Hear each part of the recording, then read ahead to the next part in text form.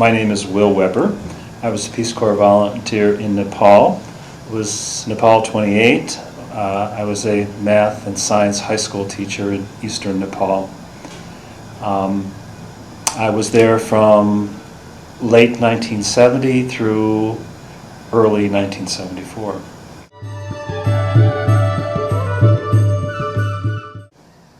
It was a shock to come back, to find that a lot of people here were not nearly as interested in what they were doing. You know, over time, the intensity of the experience evolved and kind of became accepted that every day was going to be interesting and challenging, and I'd be seeing new things. But coming back to graduate school was a little bit of a disappointment. And while I was fortunate, my wife, who's sitting here, we got married between my final year and going back as a training director in a program, so she was able to share a lot of the experience and the wonder and the personal acquaintances that I had, so we could talk about what Nepal was like and why it was different and why it was special. But it was really hard for my old friends to at all appreciate it. It's very hard to go beyond a few sentences, and because there's no frame, you know what it is. People who haven't been through it just can't understand how profound it is. There's no sense of where to begin to find out what it was.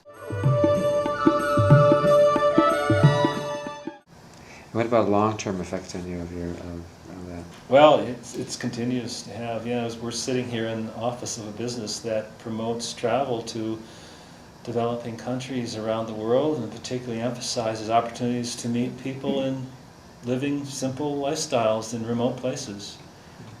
So I guess in some ways the rest of my life has been an effort to recreate those positive experiences I had in the Peace Corps. And you know, I guess to the extent that I succeed, I feel like I'm succeeding in my business as well. Mm-hmm. Yeah. Okay, thank you. Thank you for the opportunity. Wow. I guess the most dramatic thing I did, you know, that I know I had an impact was, well, first of all, Peace Corps told us our medical kit is ours and not to be shared. You get into trouble if you start treating people with your medicines, because one, you're not qualified to do that. Two, people will start coming to you all the time for medicine because they're desperate, and you'll get a reputation. And three, if you treat someone and they subsequently die or their injury gets worse because they decided not to go to a doctor, you will have it on your conscience, and you might even be blamed because you gave them bad medicine. And it's just a very complex web of healing that you shouldn't insert yourself in any village in Nepal. But then you come across a situation that's just absolutely desperate. And in my particular case, I remember really well, it was early one morning and I heard some shouting, Weber sir, come on down here. And I wasn't going to do it. And they came up and they said, you have to come down to the house of so-and-so. And I couldn't understand what they were talking about, the vocabulary they were using. And then I finally got the message that a woman had given birth to a baby, and a woman gives birth only with midwives present. All the males leave the household. The woman is ritually unclean for a period of time during and after birth, and no male is supposed to touch her. Well, this particular woman had given birth to a healthy baby, but did not deliver the afterbirth. The placenta was still inside, and it had been a day, and it wasn't going to happen, and she was really weak. And the midwife would not do anything, or didn't know what to do, or couldn't do anything, and no man in that village was allowed to go anywhere near that woman. So somebody said, well, what about this guy who's breaking all the rules anyways? Go get him. So they came up, it was a good idea, and they explained, and I was still trying to hold the line about, you know, this is not my thing, you know, this is not me, it's somebody else from the village should do this. When I'm gone, who's going to do it? And they said, but you know what, she's going to die if you don't do it. That's just the way it is, because a woman's life is just not as valuable as you might think it is. So I went down, and you know, I'd never done anything like this before. So I said, well, you know, boil some water. And that's a start, right? That's what you're supposed to do. And everybody wash up, and so I got my hands really clean. And there's a woman just sort of moaning, and I could see she was really weak. And I talked to the midwife, and she says, and they wanted me to just, she had a blanket over, just reach under there and figure out what was going on out of the whole modesty thing. You know, it was hard for the midwife because I had never met her before. She didn't know who I was.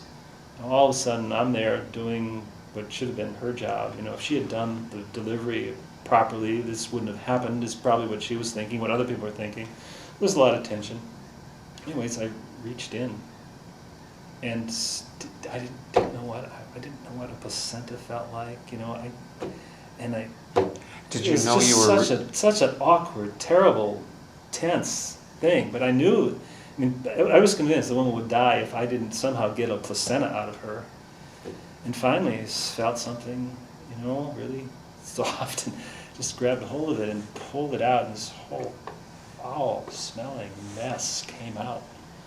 And it was this relief, and there was this groan, and it was all over me, you know. And right away, the midwife says, "That's it, you did it, now get out of here." And it just pushed me out. And I remember, it's so crystal clear in my mind, that moment. I went out, and I came outside, and I looked, and there, on the rice terraces, all around the house, were the men of the women just squatting down, wondering what was going to happen. You know, with sober looks on their face, but far away, not waiting outside the house. And I just felt this relief, but I just had no repertoire of emotions to feel what I was supposed to feel. So I just went off, you know, I couldn't talk, and I went up to the house, went back to my house, and right away the rumor went around, the woman is okay, she's finally, Weber sir did this, you know, they did this great thing.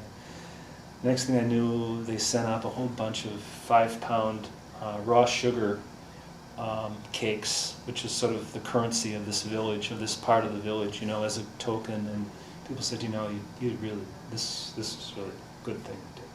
Whatever else you've been trying to do in that school, that's good too, but this time you really did something that was worthwhile. And of course I felt good, and I said, but you know, it's something that you guys could do too. You know, there's no reason why I had to do it. I didn't have any special skill or knowledge. And you know exactly as much as I do about what it means if it doesn't come out.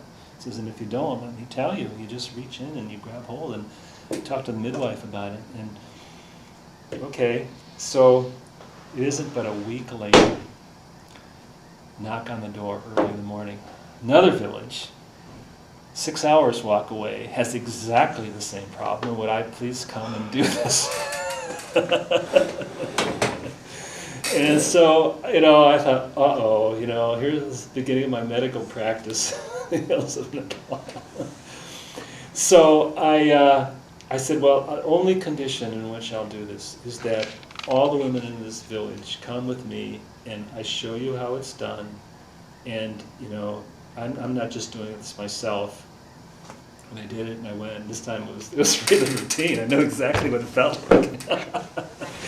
And, you know, again, the women, they were very grateful. You know, they didn't, people in this village had never seen me before, but the story of, it was some way off, you know. The story of what I had done had spread, and somebody knew this was the way you deal with this problem. You go see the Peace Corps volunteer, and he pulls it out. So I kind of cut it off at that one. That was the last time I did that.